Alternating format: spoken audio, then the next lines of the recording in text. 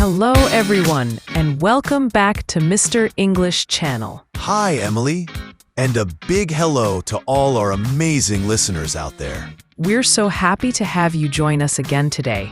Before we dive into our topic, we have a little request for you, our wonderful audience. That's right. If you're enjoying our podcasts and finding them helpful in your English learning journey, please take a moment to share them with your friends who are also learning English. And if you haven't already, please subscribe to our channel so you don't miss any of our future episodes packed with tips and tricks to improve your English. Oh, and don't forget to hit that like button. It really helps us reach more learners like you. All right, Paul, are you ready to tell everyone what exciting topic we have for them today? Absolutely, Emily. Today, we're going to talk about something that's on the minds of many English learners: how to speak English fluently and confidently. That's a fantastic topic, Paul. Fluency and confidence are key goals for anyone learning a new language, especially English, which is so widely spoken around the world. Exactly. Many learners can understand a lot of English when they read or listen.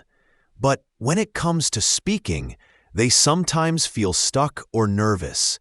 So let's explore some practical ways to break through those barriers and start speaking more smoothly and with more assurance. I think that's something many of our listeners can relate to. So, where should we start, Paul? What's the first step towards speaking English fluently and confidently? Well, Emily, the very first thing I'd say is don't be afraid to make mistakes. It sounds simple, but it's so important. Many people are hesitant to speak because they worry about saying something wrong or sounding silly. That's so true. It's like there's this fear of imperfection that holds people back. But the truth is, making mistakes is a natural and essential part of learning. Precisely. Think about babies learning to talk. They make all sorts of funny sounds and grammatical errors, but that's how they eventually learn to speak fluently. It's the same with learning English. Every mistake is a learning opportunity. So the key is to shift our perspective on mistakes. Instead of seeing them as failures, we should see them as feedback that helps us improve. Exactly. And remember, most people you'll talk to, especially native English speakers, are usually very understanding and supportive of language learners. They appreciate your effort to communicate in English. That's a great point, Paul. So, step number 1, embrace mistakes as part of the learning process. What's next on our list? Step number 2 is all about practice, practice, practice. You've probably heard the saying, practice makes perfect, and it's definitely true when it comes to speaking English. Absolutely. You can study grammar rules and vocabulary all day long, but if you don't actually open your mouth and speak, you won't improve your fluency. Exactly. Think of speaking English like riding a bicycle. You can read all the books about it, but you won't learn until you actually get on the bike and start pedaling, even if you wobble a bit at first. So how can our listeners incorporate more speaking practice into their daily routines? There are lots of ways. One simple thing is to talk to yourself in English. You can describe what you're doing, what you're thinking, or plan your day out loud.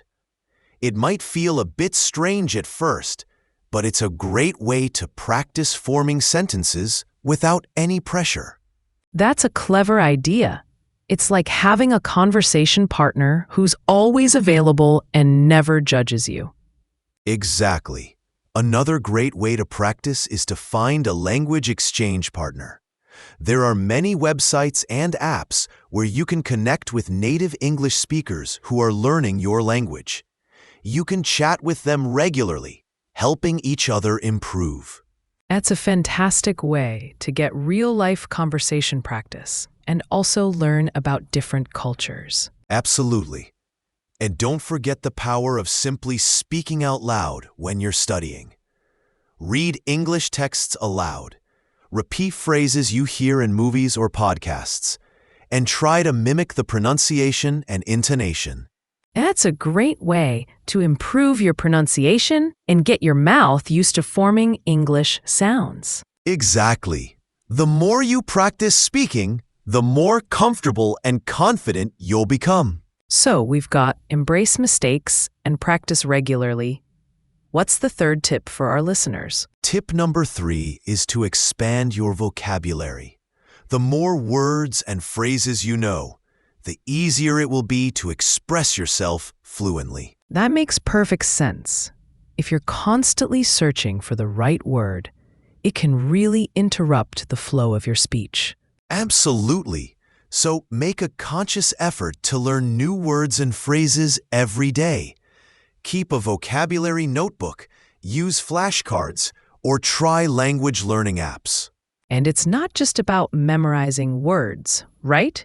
It's also important to learn how to use them correctly in sentences. Exactly. Pay attention to how native speakers use new words in context. Read English books, articles, and listen to podcasts and conversations. This will help you understand the nuances of meaning and how to use words naturally. Another great way to expand your vocabulary is to learn synonyms and related words. This gives you more options for expressing the same idea. That's a fantastic tip, Emily. Instead of just learning one word, try to learn a few different ways to say the same thing. This will make your English sound more natural and fluent. So, our first 3 tips are: don't be afraid to make mistakes, practice speaking regularly, and expand your vocabulary. What's next, Paul? Tip number 4 is to learn and study phrases, not just individual words. Fluency is about being able to speak in whole sentences without too much hesitation. That's a really important point. Sometimes learners focus too much on individual words and then struggle to put them together into natural-sounding sentences. Exactly. Native speakers often use set phrases and expressions in their daily conversations. Learning these chunks of language can really boost your fluency. Can you give us some examples of common phrases that learners should focus on? Sure. Things like "how's it going?" "What's up?" "Nice to meet you." "See you later." "Thank you very much." "You're welcome." "Excuse me." "I'm sorry." And so on. These are used all the time in everyday English. And it's not just greetings and polite phrases, right? There are also phrases for expressing opinions, agreeing, disagreeing, asking for clarification, etc. Absolutely.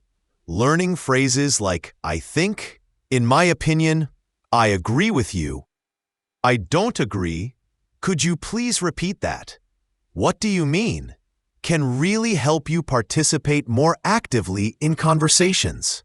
So, instead of just learning the word opinion, you should also learn the phrase, "in my opinion." Exactly. It helps you speak in complete thoughts more easily. Okay, so we've covered embracing mistakes, practicing regularly, expanding vocabulary, and learning phrases. What's tip number 5? Tip number 5 is to think in English. This is a bit more challenging, but it's a crucial step towards fluency. Thinking in your native language and then translating it into English can slow you down and make your English sound less natural. Exactly. The goal is to bypass that translation process and start thinking directly in English. How can learners start doing that? It sounds a bit abstract. It takes time and practice, but you can start small. When you see an object, try to think of its English name instead of the name in your native language. When you have a thought, Try to formulate it in English in your head.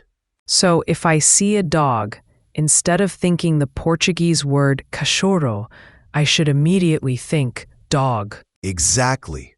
You can also try to narrate your day in English in your mind. What are you doing? What are you planning to do? That's like the talking to yourself tip, but it's all happening inside your head. Precisely. And as your vocabulary and understanding of grammar improve, you'll be able to think in more complex sentences. It sounds like it requires a lot of conscious effort at first. It does, but with consistent practice, it becomes more automatic. Thinking in English helps you react more quickly in conversations and makes your speech flow more naturally. Okay, that's a great tip. So we're now at thinking in English. What's next on our list? Tip number 6 is to immerse yourself in English. This means surrounding yourself with the language as much as possible. That makes a lot of sense. The more you're exposed to English, the more you'll absorb it naturally. Exactly. Change the language settings on your phone and computer to English. Watch English movies and TV shows with subtitles, at least initially. Listen to English music and podcasts. And it's not just about passive listening, right? It's also about actively engaging with the content. Absolutely. Pay attention to the vocabulary, grammar, and pronunciation. Try to understand the context and how the language is used. Reading in English is also a great way to immerse yourself. Definitely. Read English books, newspapers, magazines, and websites. Choose materials that are at your level and gradually challenge yourself with more complex texts. Even simple things like reading English song lyrics or following English-speaking social media accounts can help. Absolutely. The key is to make English a part of your daily life, not just something you study for a few hours a week. So, immersion is all about creating an English-speaking environment around you. What's tip number 7, Paul? Tip number 7 is to talk to yourself out loud. We touched on this earlier, but it's worth emphasizing. Yes, it might feel a bit strange at first, but it's a really effective way to practice speaking without the pressure of talking to someone else. Exactly. You can practice forming sentences, trying out new vocabulary, and working on your pronunciation. You don't have to worry about making mistakes or feeling embarrassed. And you can do it anywhere, in the shower, while you're cooking, or even when you're walking alone. Precisely. Describe what you're doing, what you're seeing, or what you're planning. You can also role-play conversations you might have in the future. That's a great way to prepare for real-life interactions. For example, if you know you're going to a restaurant, you can practice ordering food in English. Exactly. And don't be afraid to have imaginary conversations with your favorite English-speaking actors or characters. It might sound silly, but it can be a fun and effective way to practice. The important thing is to get your mouth moving and get used to speaking English. Absolutely. The more you hear yourself speaking English, the more natural it will feel. Okay, so we've got talking to yourself out loud. What's tip number 8? Tip number 8 is to focus on fluency over perfection, especially when you're just starting out. This is a really important point. Many learners get so caught up in trying to be grammatically perfect that they become afraid to speak at all. Exactly.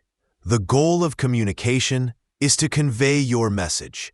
It's okay to make some grammatical errors or mispronounce a word here and there, as long as people can understand you. Fluency is about the smooth flow of your speech, even if it's not 100% perfect. Precisely. Don't let the fear of making mistakes paralyze you. It's better to speak and make some errors than to not speak at all. As you become more fluent, you can gradually focus more on accuracy. Exactly. Think of it like building a house. You need a strong foundation first, fluency, and then you can focus on the details and decorations, accuracy. So the key is to prioritize getting your message across and not worry too much about minor errors in the beginning. Absolutely. Confidence comes from being able to communicate effectively, even if your English isn't flawless. Okay, that's a really encouraging tip. So we're focusing on fluency over perfection. What's next, Paul? Tip number 9 is to work on your pronunciation. Clear pronunciation can significantly boost your confidence when speaking English. Absolutely. If you're worried that people won't understand you because of your pronunciation, it can make you very hesitant to speak. Exactly. While having a perfect native accent isn't necessary, clear pronunciation will make it easier for others to understand you and will also make you feel more confident. So how can learners improve their pronunciation? There are many resources available. You can listen to native English speakers carefully and try to mimic their sounds and intonation. There are also online pronunciation guides and apps that can help you with specific sounds. Watching English movies and TV shows and paying attention to how the actors pronounce words can also be helpful. Definitely. And don't be afraid to record yourself speaking and compare it to a native speaker. It can be a bit uncomfortable to hear your own voice, but it's a great way to identify areas for improvement. Another helpful technique is to focus on individual sounds that you find difficult. Break down words into their component sounds and practice saying them slowly and clearly. Exactly. And pay attention to stress and intonation. In English, the way you stress certain syllables in a word and the way your voice rises and falls in a sentence can significantly affect the meaning and how natural you sound. So, pronunciation is not just about saying the individual sounds correctly, but also about the rhythm and melody of the language. Precisely. Working on your pronunciation will not only make you easier to understand, but will also give you a big boost in confidence. Okay, so we've covered working on pronunciation. What's our final tip for speaking English fluently and confidently? Our final tip, number 10, is to simply start speaking English as much as possible. It sounds obvious, but it really brings everything together, doesn't it? Absolutely. All the tips we've discussed, embracing mistakes, practicing, expanding vocabulary, learning phrases, thinking in English, immersing yourself, talking to yourself, focusing on fluency, and improving pronunciation, they all lead to this one crucial action: speaking. The more you speak, the more comfortable and confident you'll become. It's a virtuous cycle. Exactly. Don't wait until you feel ready to start speaking. The best way to become ready is by actually doing it. Find opportunities to speak English, whether it's with language exchange partners, in online forums, or even just ordering a coffee in English if you have the chance. Every time you speak, you're building your confidence and improving your fluency. It might feel challenging at first, but with consistent effort, you'll see significant progress. And remember, everyone starts somewhere. Even native English speakers had to learn how to speak as children. Be patient with yourself and celebrate your progress along the way. Absolutely, Emily. Learning a language is a journey, and every step you take, Every word you speak brings you closer to your goal of fluency and confidence. So, to recap our 10 tips for speaking English fluently and confidently. Don't be afraid to make mistakes. Practice speaking regularly. Expand your vocabulary. 4. Learn and study phrases. Think in English. Immerse yourself in English. Talk to yourself out loud. Focus on fluency over perfection. Work on your pronunciation. Start speaking English as much as possible. We hope these tips are helpful for all our listeners who are working towards speaking English fluently and confidently. Remember, it takes time and effort, but with consistent practice and a positive attitude, you can achieve your goals. Absolutely, Paul. And we're here to support you on your English learning journey. That's right.